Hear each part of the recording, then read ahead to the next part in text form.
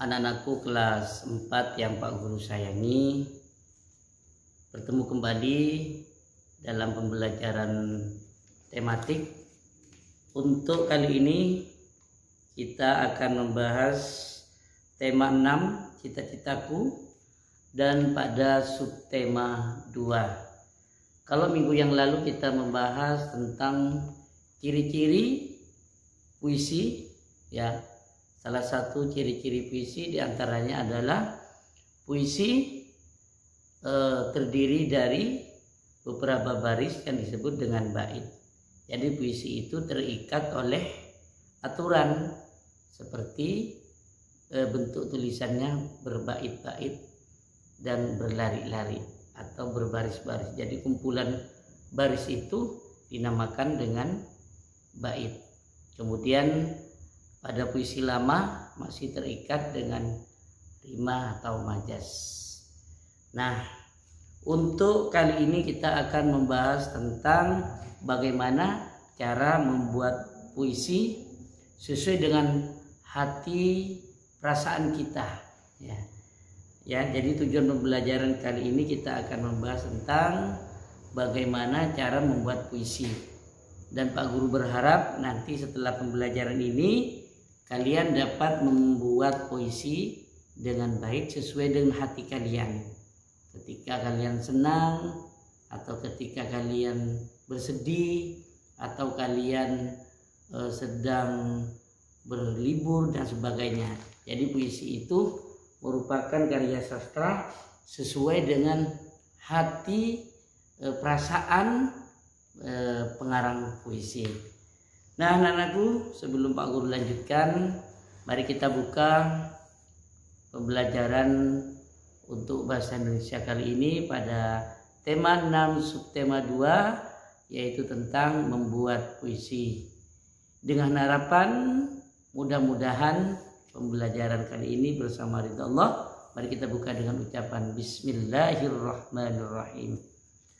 Nah, anak-anakku, mari kita perhatikan bersama-sama bagaimana cara membuat puisi dengan baik. Apa yang harus kita lakukan? Mari kita saksikan bersama-sama. Anak-anakku, sekarang kita akan membahas bagaimana cara membuat puisi. Nah, saat membuat puisi atau akan menulis puisi, kamu harus membuat gagasan pokok terlebih dahulu. Gagasan pokok disebut juga ide pokok. Kalian tentukan memiliki gagasan pokok mengenai suatu persoalan. Contoh misalnya masalah pekerjaan.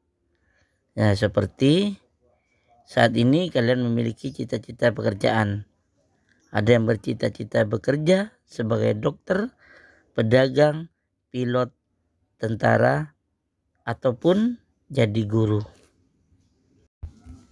Nah, misalnya Pak Guru contohkan di sini, Pak Guru memilih ide pokok yaitu bercita-cita menjadi tentara.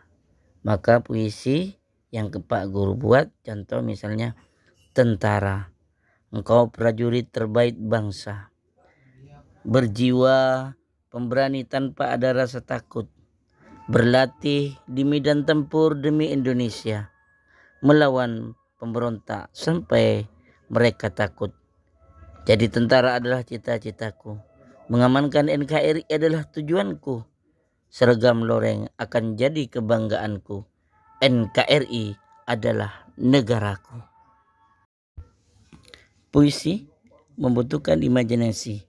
Puisi merupakan karya sastra yang dihasilkan dengan mengungkapkan pikiran, perasaan, informasi, dan fakta dari diri seseorang atau orang yang membuat puisi tersebut.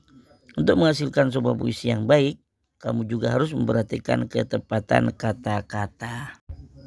Karena merangkai kata-kata untuk menuangkan imajinasi dan pendapatnya tentang lingkungan sekitar, agar orang lain dapat membaca dan merasakan hal yang sama. Jadi puisi biasanya menggunakan kalimat yang pendek dibandingkan karangan. Dalam hal ini puisi juga mengandung makna yang dalam. Nah, mari kita perhatikan metode menulis puisi sebagai berikut. 1. Diksi, yaitu pilihan kata yang biasanya digunakan penyair dengan teliti. Nomor 2. Daya bayang, yaitu kemampuan melihat, mendengar, dan merasakan isi yang terdapat dalam puisi. Nomor 3. Gaya bahasa, yaitu cara yang digunakan oleh penyair untuk membangkitkan dan menciptakan daya bayang menggunakan gaya bahasa sehingga makin jelas maknanya. Nomor 4. Rima, yaitu persamaan bunyi. Dan yang kelima, kata-kata konkret, yaitu kata-kata yang sebenarnya sesuai dengan kamus. Selanjutnya, puisi memiliki 2 unsur. Yang pertama yaitu unsur fisik, meliputi diksi atau pilihan kata, kata yang dikonkretkan, kemudian kata menyerankan pada arti menyeluruh, pengimajinasian, dan juga majas. Unsur puisi yang kedua yaitu unsur batin, meliputi tema atau pokok permasalahan, rasa atau sikap penyair terhadap pembaca. 3. Nada sikap penyair terhadap pembaca, dan amanat. Nah, anak-anakku, amanat ini hal yang penting dalam puisi karena di dalam amanat ini terkandung pesan yang disampaikan oleh pembuat puisi atau penulis puisi kepada pembaca puisi. Nah, anak-anakku kelas 4 yang Pak Guru sayangi, mari kita bahas LKS-nya untuk menambah pendalaman materi bagi kalian tentang puisi. Kalian buka buku LKS-nya halaman 39. Nomor 1, pokok pikiran yang mendasari sebuah puisi disebut A. Tema. Nomor 2, berikut pengertian ritme adalah B. Perhentian-perhentian atau tekanan-tekanan yang diatur. Kemudian selanjutnya kalian lihat nomor 1 uraian. Jadi kita bahas bahasa Indonesianya saja ya. Jelaskan yang dimaksud dengan amanah. Amanah adalah pesan yang akan disampaikan oleh pengarang puisi kepada pembaca puisi. Nomor 2, bagaimana sebaiknya diksi yang digunakan dalam puisi? Jawabannya adalah bersifat singkat, padat, dan indah. Nomor 3, apa yang sebaiknya kita lakukan sebelum menulis sebuah puisi? Jawabannya yaitu membuat gagasan pokok terlebih dahulu. Gagasan pokok disebut ide pokok, lalu dikembangkan menjadi sebuah puisi. Nah, selanjutnya kita buka halaman 42. Nomor 1, perasaan yang diungkap lewat puisi disebut C, yaitu kesan. Nah, ini nomor 2 nggak usah diisi ini ya. Kita lanjutkan pada uraian halaman 43. Apa yang, nah ini puisi ya. Aku segera berlari mendekat, menyaksikan ombak yang bergulung-gulung, merasakan kelembutan pasir putih, menikmati hembusan semilir angin. Nah, apa yang digambarkan pada puisi di atas? Jawabannya adalah menggambarkan suasana pantai karena di situ ada ombak yang bergulung-gulungnya. Nomor 2, apa rima yang digunakan pada baris pertama puisi di atas? Yaitu A, karena mendekat, yaitu rimanya adalah A. Kemudian kalian buka halaman 47. Indahnya alam negeri ini, kicauan burung terdengar merdu, menandakan adanya hari baru. Indahnya alam ini membuatku terpaku, seperti dunia hanya untuk diriku. Ya. Lanjut, nomor 1, puisi di atas menceritakan tentang B, keindahan alam Indonesia. Kemudian pada baris ketiga puisi di atas, rima yang digunakan adalah baris ketiga, berarti yaitu U ya. U semua ini berarti ya rimanya ya. Selanjutnya kita lihat uraiannya. Nomor 1, siapa yang menceritakan puisi di atas? Ya, siapa yang diceritakan? Yaitu Patih Gajah Mada. Patih Gajah Mada nan perkasa, panglima setia dari kerajaan di Pulau Jawa, Hayam Wuruk nama rajanya, Majapahit nama kerajaannya.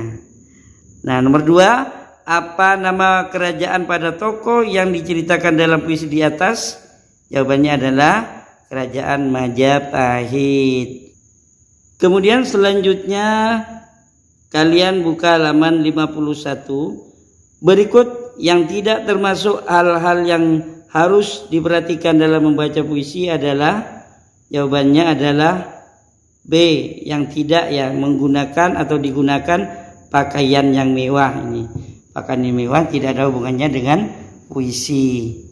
Kemudian lihat halaman 51, tetap 51.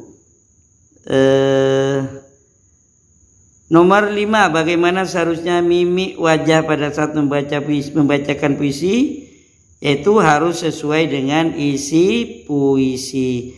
Kalau isi puisinya bersedih, maka harus dibaca bagaimana wajah kita bersedih. Kalau isi puisinya gembira, bagaimana ketika membaca puisi raut wajah kita bergembira. Selanjutnya kalian lihat halaman 54. Nomor 1, kemampuan melihat, mendengar, dan merasakan isi yang terdapat dalam puisi disebut daya bayang. Kemudian nomor 2, cara yang dipergunakan oleh penyair untuk membangkitkan dan menciptakan daya bayang menggunakan gaya bahasa sehingga makin jelas maknanya disebut A, gaya bahasa. Nomor 1, jelaskan perbedaan puisi dan prosa. Karya sastra ya. Puisi yaitu karya sastra yang terikat dengan aturan-aturan seperti aturan baris, aturan bait, dan irama. Sedangkan prosa yaitu karya sastra yang tidak terikat oleh aturan. Nomor 2, apa yang dimaksud dengan gaya bahasa? Jawabannya adalah cara untuk membangkitkan dan menciptakan daya bayang sehingga makin jelas maknanya. Selanjutnya kalian lihat halaman 57. Nomor 1, tugas seorang polisi adalah menjaga keamanan. Bacalah puisi berikut dengan seksama. Air mata Ibu Pertiwi, kulihat parasmu Ibu, sendu menahan duka, dan saat kulihat sinar matamu, air mata yang basahi pipimu. Nah, kata yang menggunakan kesedihan adalah sendu, duka, dan air mata. Selanjutnya nomor 1 ya. Apa tugas dari polisi? Menjaga keamanan dan ketertiban masyarakat. Ada puisi di sini nomor 2 yaitu menceritakan tentang polisi. Kenapa menceritakan tentang polisi? Karena dalam puisi ini ada kalimat seperti peluit ya yang digunakan dan simbol-simbol bagiku, dia menjadi teladanku. Ini termasuk ciri-ciri seorang polisi. Nah, anakku yang Pak Guru sayangi, kelas 4 yang masih tetap belajar daring bersama Pak Guru, dan tentunya kalian yang masih ada di rumah, mudah-mudahan selalu diberikan kekuatan, kesehatan oleh Allah Subhanahu wa ta'ala. Dan alhamdulillah kita sudah belajar bagaimana cara membuat puisi dengan baik, dan kita sudah tadi membahas beberapa soal-soal yang Pak Guru bacakan tadi, dan mudah-mudahan dengan soal-soal tadi kalian semuanya bisa menambah materi, menambah wawasan tentang puisi. Dan Pak Guru akhiri pembelajaran kali ini dengan ucapan alhamdulillahirabbil alamin. Allahul muwaffiq ila aqwamit thoriq. Assalamualaikum warahmatullahi wabarakatuh.